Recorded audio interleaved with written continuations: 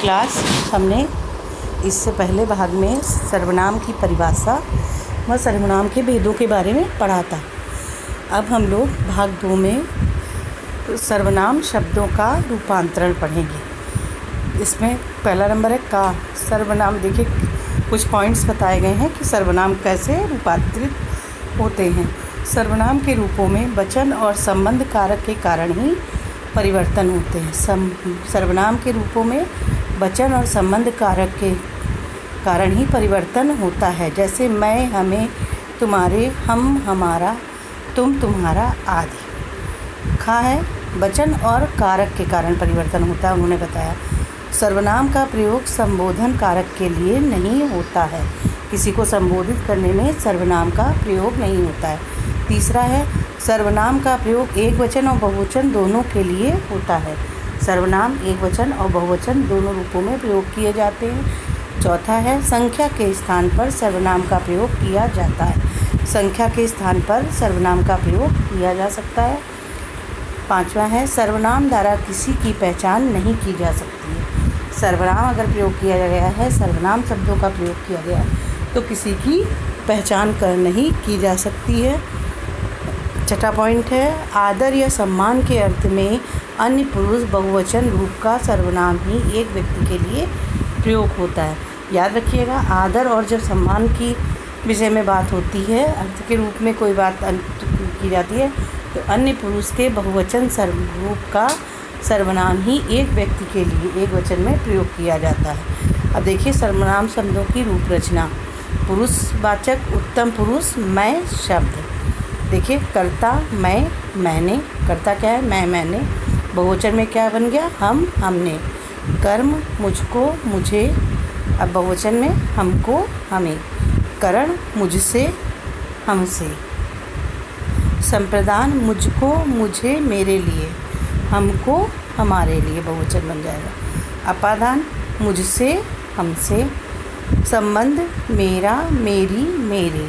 हमारा, हमारे, हमारी। अधिकरण मुझ में, मुझ पर। हम में, हम पर। ये कारक के अनुसार सर्वनाम के एक वचन और बहुवचन रूप बताए गए हैं। दूसरा देखिए पुरुषवाचक मध्यम पुरुष सर्वनाम तू शब्द।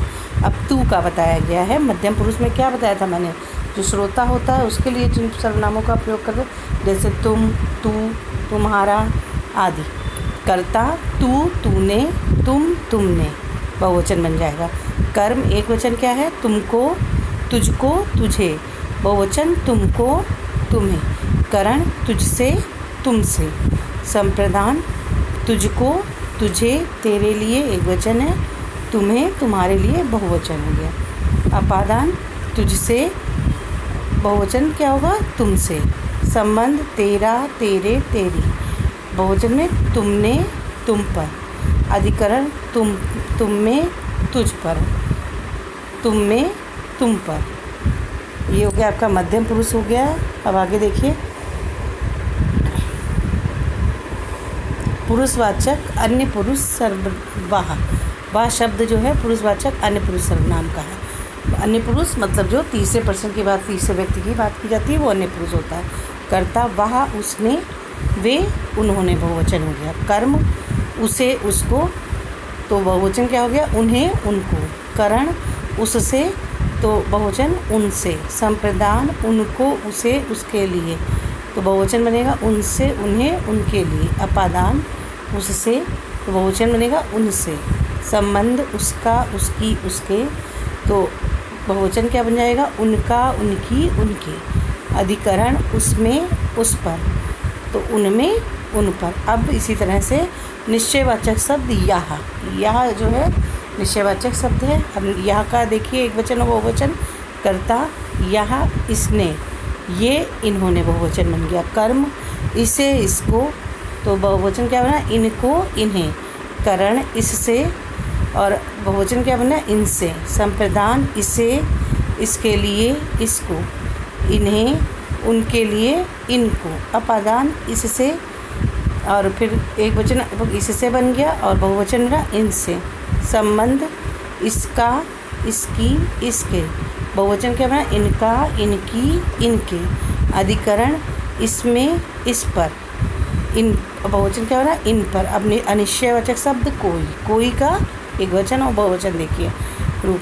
कर्ता कोई किसी ने, बहुवचन रहेगा किन्होंने। कर्म किसी से, बहुवचन ना किन्हीं से। संप्रदान किसी को किसी के लिए, किन्हीं को किन्हीं के लिए, बहुवचन बन गया। अपादान किसी से, तो बहुवचन क्या बना, किन्हीं से।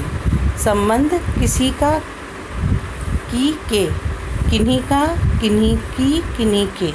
अधिकरण बन जाएगा किसी में किसी पर, किन्हीं पर में किन्हीं पर।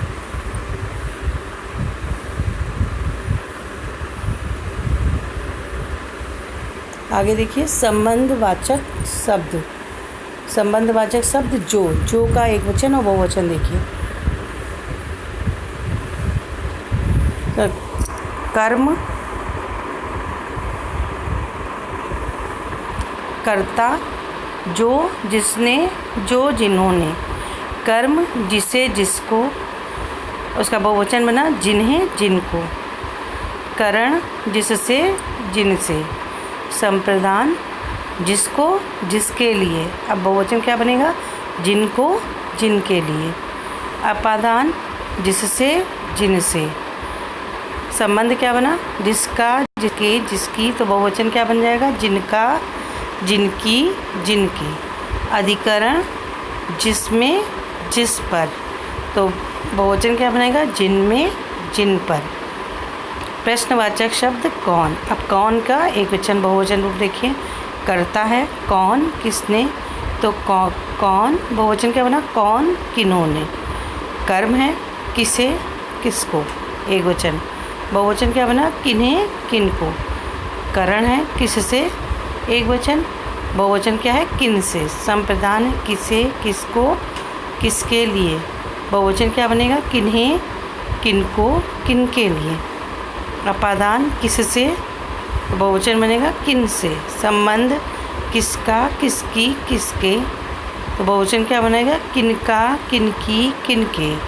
अधिकरण किस में किस पर, एक वचन बनेगा, बहुवचन बनेगा किन में किन पर। उसी के बाद में आदर्श सूचक शब्द कुछ होते हैं। आपका आदर्श सूचक शब्द के लिए देखिए, कर्ता क्या है, एक वचन, आप आपने। कर्म आपको, करण आपसे हो जाएगा। संप्रदान आपके लिए। अपादान आपसे।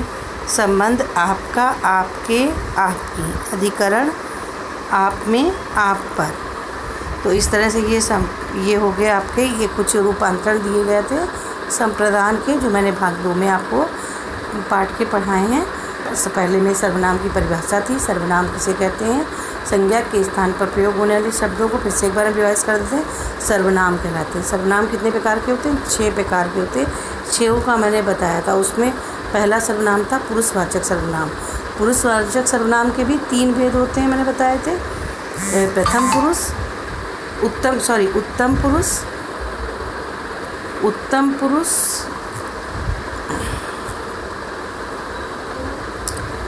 पुरुष, मध्यम पुरुष और उत्तम पुरुष, मध्यम पुरुष, अन्य पुरुष। ये पढ़िएगा अच्छे से और याद करिएगा। धन्यवाद।